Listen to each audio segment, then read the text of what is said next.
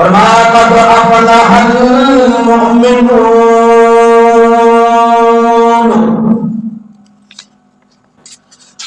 قد افلح، گویا اللہ کریم فرمانا چاہتے ہیں عربی زبان کا قاعدہ ہے کہ ماضی کے اوپر جب قد داخل ہو جائے تو معنی قسم کا آتا ہے، قسم بن جاتا ہے۔ قد افلح، گویا اللہ قسم اٹھا کر فرما رہے ہیں مجھے اپنی ذات کی قسم ہے، مجھے اپنے تمام اسماء کی قسم ہے، افلح المؤمنون، کہ ایماندار کامیاب ہے، کہ جن کے پاس ایمان کی دولت ہے وہ کامیاب ہے، جس کے بعد ایمان نہیں وہ کامیاب نہیں۔ اسی سورت کے آخر میں فرمایا انہ لا یفلح الکافرون، یعنی پکی بات ہے، کوئی کچی بات نہیں ہے کہ انہ لا یفلح الکافرون، کہ کافر کامیاب نہیں ہے، مومن کامیاب ہے، مومن کامیاب ہے۔ ایمان کی دولت سے اللہ نے کامیابی کا سرٹیفکیٹ دے دیا۔ ایمان اگر مضبوط ہے تو اللہ کے ہاں یہ ایمان تمہیں کامیاب و کامران کر دے گا۔ اس لیے تو فرمایا نا والعصر ان الانسان لفی خسر، لوگوں مجھے زمانے کی قسم ہے، والعصر زمانے کی قسم۔ دوسرا معنی مجھے عصر کی وقت کی قسم ہے، کیا معنی؟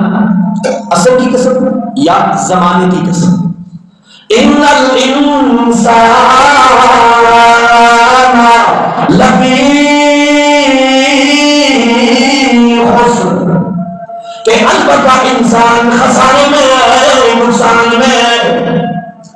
گویا قسم اٹھائی ہے اللہ کریم نے، بات کو پکا کرنے کے لیے قسم اٹھائی ہے کہ بات میں کوئی شک باقی نہ رہے کہ دوستوں کائنات والوں اللہ فرما رہی ہے مجھے اصل کے وقت کی قسم ہے کہ انسان نقصان میں، مجھے زمانے کی قسم ہے کہ انسان نقصان میں ہے۔ وہ مفسرین نے فرمایا یوں ہے مانا کہ مجھے اس زمانے کی قسم ہے جو انسان کی زندگی میں انسان کو دیا گیا ہے، یہ چند روزہ جو زندگی ہے نا، اللہ فرما رہے ہیں مجھے اس کی قسم ہے کہ ان الانسان لفی خسر، کہ انسان نقصان میں ہے، یعنی اس زمانے کو ضائع کر رہا ہے۔ آدھی زندگی تو تم نے سو کے گزارنی ہے، کچھ کام کاج تم نے کر لیا، اپنے بچوں کے لیے تم نے روزی بھی کمائی ہے، تو کیا وقت رہ گیا اللہ کی عبادت کرنے؟ اور کئی بدبخت بدنصیب جو وقت بچا اس کو بھی غفلت میں گزار دیا اور نماز اور اللہ کی عبادت سے غافل ہو گئے۔ اور دوسرا معنی یہ ہے کہ والعصر ان الانسان لفی خسر، اللہ فرما رہے ہیں کہ مجھے عصر کے وقت کی قسم ہے کہ انسان خسارے میں ہے، نقصان میں ہے۔ یعنی عصر اور مغرب کے درمیان میں تھوڑا سا وقت ہوتا ہے، تھوڑا سا وقت۔ اب جب عصر کا ٹائم ہو اس کے بعد مغرب کے لیے کتنا سا ٹائم بعد بچتا ہے؟ فرمایا جتنا ٹائم انسان سودا صرف لانے میں گزار دیتا ہے، ملنے ملانے میں گزار دیتا ہے، پتہ نہیں چلتا، مغرب ہو جاتا ہے۔ فرمایا ان الانسان لفی خسر، انسان خسارے میں ہے، نقصان میں ہے، کہ انسان اور عصر اور مغرب کے درمیان میں تھوڑا وقت ہے، انسان کے پاس بھی زندگی کا تھوڑا سا وقت ہے، اسے ضائع کر رہا ہے۔ جس طرح آپ دیکھیں برف ہے، اس کو دکاندار ڈھانک کے رکھتے ہیں، ڈھانک کہیں دھوپ نہ پڑ جائے اور یہ ختم نہ ہو جائے، پانی نہ بن جائے۔ صبح سے رکھو، شام تک وہ گلتی چلی جاتی ہے، قطرہ بقطرہ۔ فرمایا انسان کی زندگی بنی ہوئی ہے کہ انسان کے اوقات گزر رہی ہیں، سیکنڈ گزر رہی ہیں، منٹ گزر رہی ہیں، گھنٹے گزر رہی ہیں، انسان کو پتہ ہی نہیں چلتا ہے، موت آ جاتی ہے۔ تو گویا انسان بد نصیب وہ ہے کہ جو اس ایام کے اندر اس تھوڑا سا زندگی کو ضائع کر دیتا ہے۔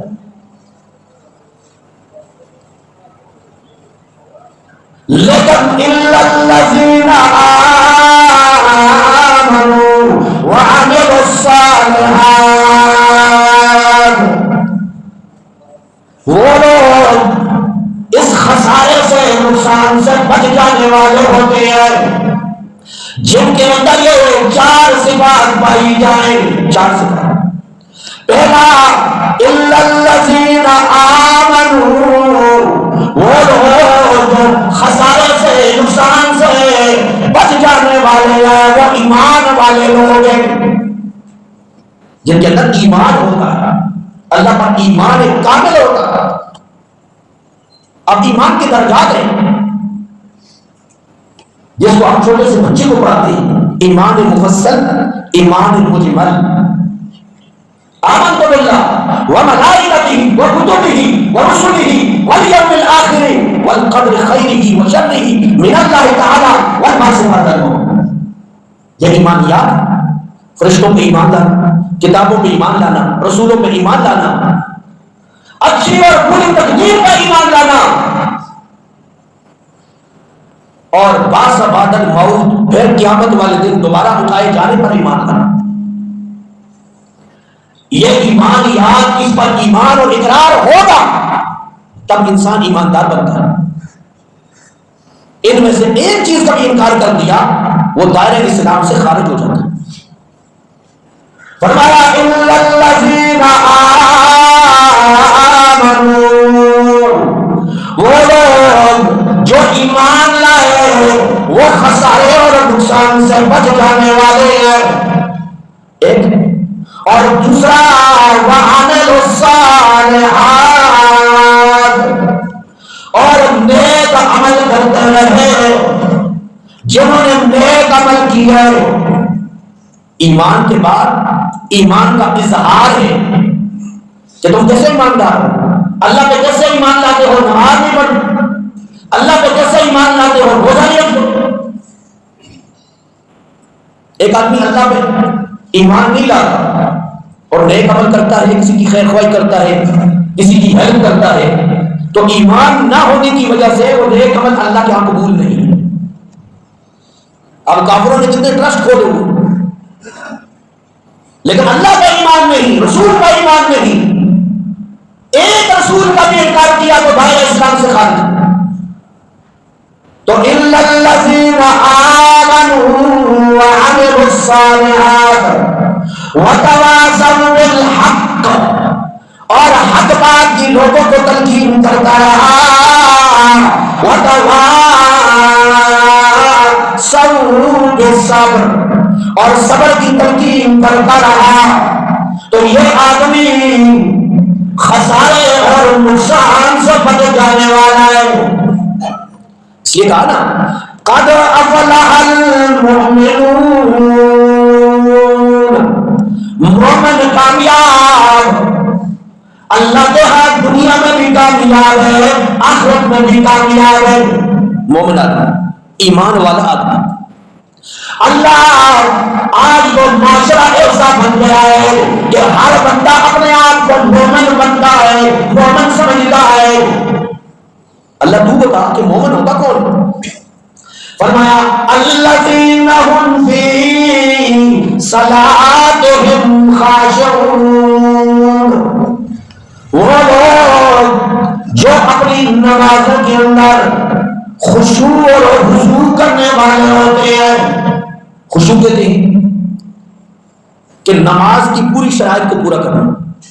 خضوع کہتے ہیں نمازوں میں حاضر ہونے کو. آج وہ نماز پڑھ رہا ہے سو دکان کے اندر ہے، آج وہ نماز پڑھ رہا ہے اور گھر کے جھگڑوں کے اندر تمہاری سوچیں میں پتہ ہی نہیں نماز ہو رہی ہے، امام صاحب نے قرات کی ہے، کیا پڑھا ہمیں پتہ ہی. کسی شاعر نے کہا واضح قوم کی وہ پختہ خیالی نہ رہی، واضح قوم کی وہ پختہ خیالی نہ رہی، بلکہ طبعی نہ رہی، شعلہ مکالی نہ رہی. رہ گئی رسم ازا روح بلالی نہ رہی، فلسفہ رہ گیا تلقین غزالی نہ رہی. مسجد مرثیہ خواہ کہ نمازی نہ رہے، مسجد مرثیہ خواہ کہ نمازی نہ رہے، یعنی وہ صاحب حجازی نہ رہی. آج تو بچن میں ہے لیکن سوچ پائے رہے بازار میں، گلیوں میں ہے، دکان میں ہے. کہتے ہیں ایک مسجد میں امام صاحب بھول گئے، پیچھے ایک آدمی نے حکمہ دیا اور نماز جب پڑھ چکی ہے تو لوگوں نے کہا ماشاءاللہ جی آپ تو بڑے نماز میں حاضر ہوتے ہیں. امام صاحب نے 3 رکعت پڑھی، آپ اس کو رکوع دے کر چوتھی پڑھوائی. گویا آپ نماز میں حاضر رہتے ہیں. اس نے کہا جی آگے سے حاضر کوئی بھی نہیں ہے، میری 4 دکانیں، میں سب کا حساب نماز میں کرتا ہوں. آج 3 امام صاحب نے 3 رکعتیں پڑھی تو میری 3 دکانوں کا حساب ہو چکا تھا، تو میں نے کہا امام بھول گیا تو چوتھی رہ گئی. آج حساب و کتاب دکانوں کے وہ ہم نمازوں میں کرتے ہیں. اپنے گھریلو جھگڑے ہم نمازوں میں سوال کرتے ہیں، لین دین کا حساب اس نماز میں کرتے ہیں. پھر وہ ہماری نمازیں جاندار کیسے ہیں؟ پتہ ہی نہیں ہے کہ نماز کے اندر کیا پڑھنا ہے. حالانکہ رسول اللہ صلی اللہ علیہ وسلم نے کیا فرمایا تھا؟ فرمایا صلاۃ معراج المؤمن، نماز مومن کی معراج ہے. نماز مومن کے لیے عروج ہے. جس طرح نبی کریم صلی اللہ علیہ وسلم معراج میں تشریف لے گئے، اللہ سے ملاقات کی، فرمایا انبیاء علیہ السلام سے اللہ نے ملاقات کی تو 70,000 پردوں کے اندر موسیٰ علیہ السلام سے بات کی 70,000 پردوں میں. اور نبی کریم صلی اللہ علیہ وسلم نے اللہ سے ملاقات کی. اللہ فرماتے ہیں میرے محبوب اور میرے درمیان میں کوئی پردہ نہیں تھا. اگر مومن مسلمان یہ چاہتا ہے کہ میں اللہ سے ملاقات کروں تو نماز میں کھڑا ہو جائے. نماز اللہ سے ملاقات کا ذریعہ ہے. ہمیں شوق ہی نہیں، رسمی طور پر نماز کے لیے تو آ گیا، لیکن یہ دل میں خیال نہیں ہے کہ اللہ کی ملاقات کے لیے آیا ہوں. اور ملاقات کیسے ہونی چاہیے؟ شوق اور ذوق کے ساتھ ہونی چاہیے. ہمیں پتہ ہی نہیں نماز میں کیا پڑھا جاتا ہے. جس طرح حدیث میں آتا ہے نبی کریم صلی اللہ علیہ وسلم نے فرمایا کہ جب بندہ نماز میں کھڑا ہوتا ہے تو نماز میں ایسا کھڑا ہو ان تعبد اللہ کأنک ترا کیسی نماز ہونی چاہیے؟ نماز ایسی ہونی چاہیے کہ انت عبد اللہ کأنک تراہ، کہ تم ایسے عبادت کرو جیسے اللہ کو دیکھ رہے ہو، اللہ کو دیکھ رہے ہو۔ وَإِن لَّمْ تَكُن تَرَاهُ فَإِنَّهُ يَرَاكَ۔ اگر یہ ایمان نہیں ہے کہ تم اللہ کو دیکھ رہے ہو، اتنا ایمان اگر نہ ہو تو یہ ایمان ضرور ہونا چاہیے کہ اللہ مجھے دیکھ رہا ہے، یہ ایمان تو ہونا۔ نماز میں کھڑا ہوا تو فرمایا، حدیث میں آتا ہے، فرمایا قسمت الصلاۃ بینی و بین عبدی، اللہ فرماتی ہے نماز کو میں نے بندے کو اپنے درمیان میں تقسیم کر لیا ہے۔ نماز بندے اور اللہ کے درمیان میں تقسیم ہے۔ کیسے؟ فرمایا جب بندہ کہتا ہے الحمدللہ رب العالمین، تمام وہ تعریفیں جو اللہ کے لائق ہیں وہ اللہ کے لیے ہے، جو تمام جہانوں کا پالنے والا ہے۔ بندہ یہ کہتا ہے تو اللہ فرماتی ہے میرے بندے ٹھہر جا، رک جا، میرا جواب بھی سنتا چلا جا، میرا جواب بھی سننا۔ اللہ فرشتوں کی محفل کے اندر کہتے ہیں حمدنی عبدی، میرے بندے نے میری ثنا کی ہے، میری تعریف کی ہے۔ جب بندہ کہتا ہے الرحمن الرحیم، تمام تعریفیں اللہ کے لیے ہیں جو تمام جہانوں کا پالنے والا ہے، جو رحمان بھی ہے، بڑا مہربان بھی ہے اور نہایت ہی رحم کرنے والا ہے۔ جب بندہ یہ کہتا ہے نماز میں تو اللہ فرماتی ہے میرے بندے ٹھہر جا، میرا جواب بھی سنتا جا۔ اسنا علیہ عبدی، میرے بندے نے میری ثنا پیش کی ہے، فرشتوں میرے بندے نے میری ثنا پیش کی ہے۔ اور جب بندہ کہتا ہے مالک یوم الدین، بدلے کے دن کا مالک ہے، قیامت کے دن کا مالک ہے، تو اللہ فرماتے ہیں ٹھہر میرے بندے، میرا جواب بھی سنتا چلا جا۔ مجدنی عبدی، اے فرشتوں میرے بندے نے میری بزرگی بیان کی ہے۔ اور جب بندہ کہتا ہے نعبد و ایاک نستعین، مانا کیا ہے کہ اللہ ہم تیری ہی عبادت کرتے ہیں اور تجھ ہی سے مدد مانگتے رہیں گے، تجھ ہی سے مدد مانگتے رہیں، کسی اور سے ہم مدد نہیں مانگیں، ما فوق الاسباب، کسی اور سے مدد نہیں مانگیں۔ جب بندہ یہ کہتا ہے تو اللہ فرماتی ہے ھذا بینی و بین عبدی، یہ ایگریمنٹ ہے، ایک ایگریمنٹ ہے میرے اور بندے کے درمیان میں، معاہدہ ہے، میرے اور بندے کے درمیان میں معاہدہ کیا۔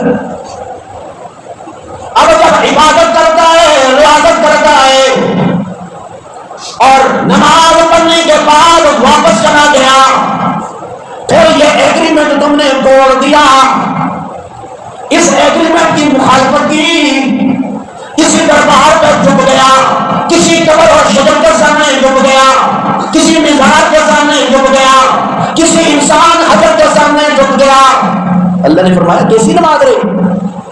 نماز تو مسجد کے اندر تم نے کہا تھا کہ اللہ تیری عبادت کروں گا، اور عبادت تو رکوع ہے، سجدہ ہے، یہ تو غیر اللہ کو تم نے یہ صفات دے دی، میرے ساتھ جو ایگریمنٹ تھا وہ کام نہیں۔ اور جب بندہ کہتا ہے اہدنا الصراط المستقیم، اللہ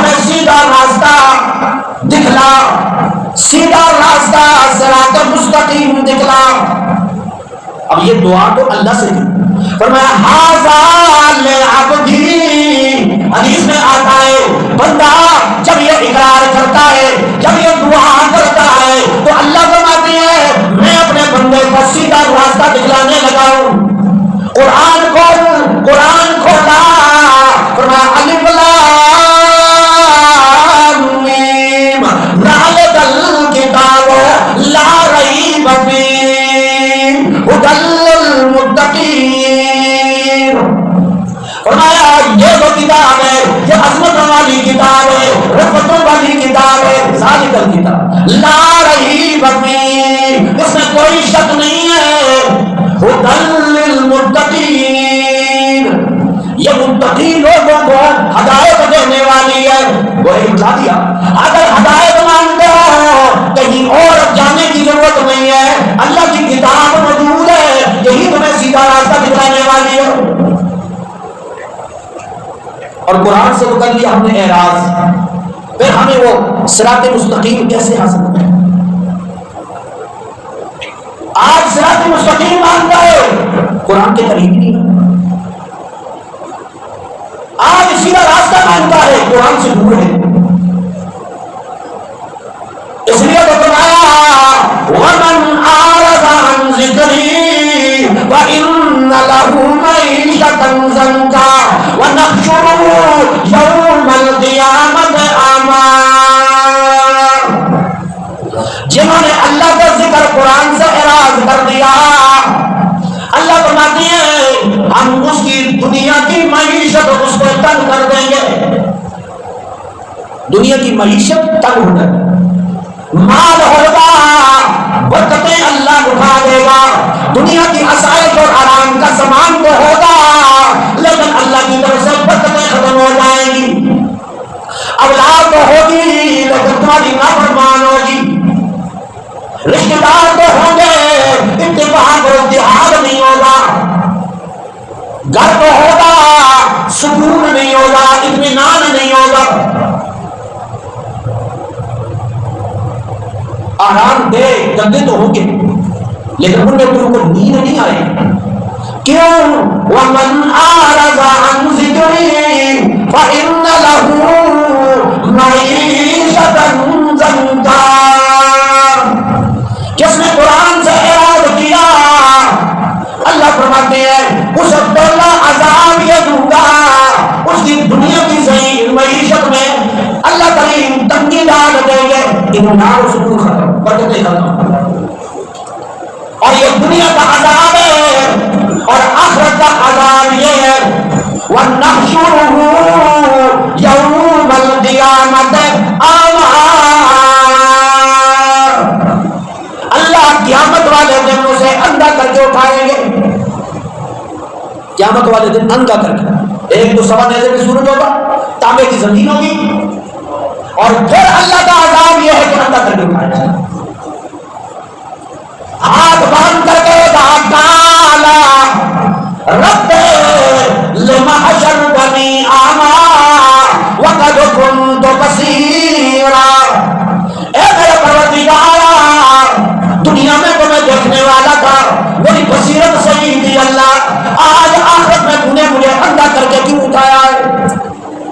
تو اللہ فرمائیں گے اس وجہ سے کہ دنیا سے میرے حکموں سے قرآن سے تو اندھا تھا. قرآن کو صرف رمضان میں کھول کے پڑھا تھا، وہ بھی دکان کی برکت کے لیے قرآن پڑھا، اور صبح سویرے پڑھ کے پھر دکان کی اوپر والی جگہ رکھ دی. سارا دن جھوٹ فریب دھوکہ دے کر مال بیچا.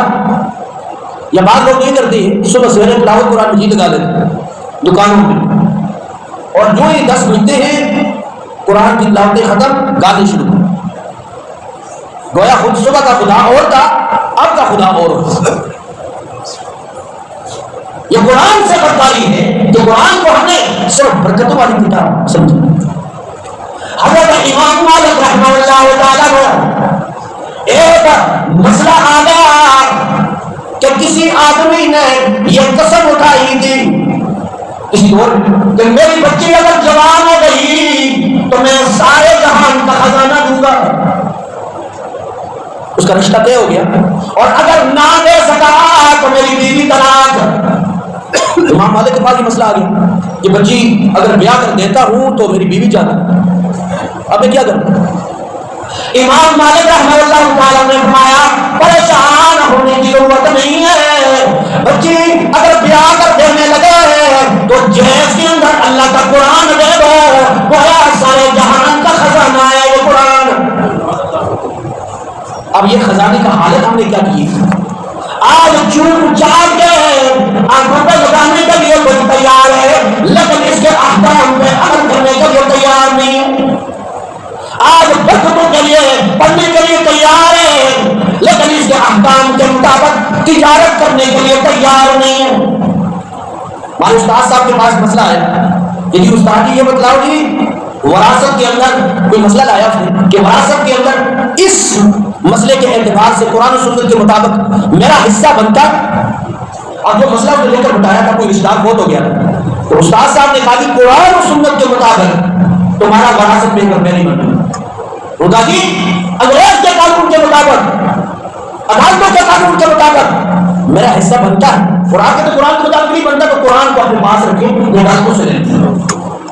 اور آج یہ حالت کی ہے قرآن کی، ہم نے ہمارے گھروں کے اندر قرآن کیا پڑھا جاتا ہے، بلکہ ہماری مساجد کے اندر درس قرآن کتنا ہوتا ہے، ہماری زندگیوں میں قرآن ہم نے کتنا سمجھا ہے، جس کی وجہ سے برکتیں ختم ہوئی۔ آج زندگی کے اندر سکون نہیں، اطمینان نہیں۔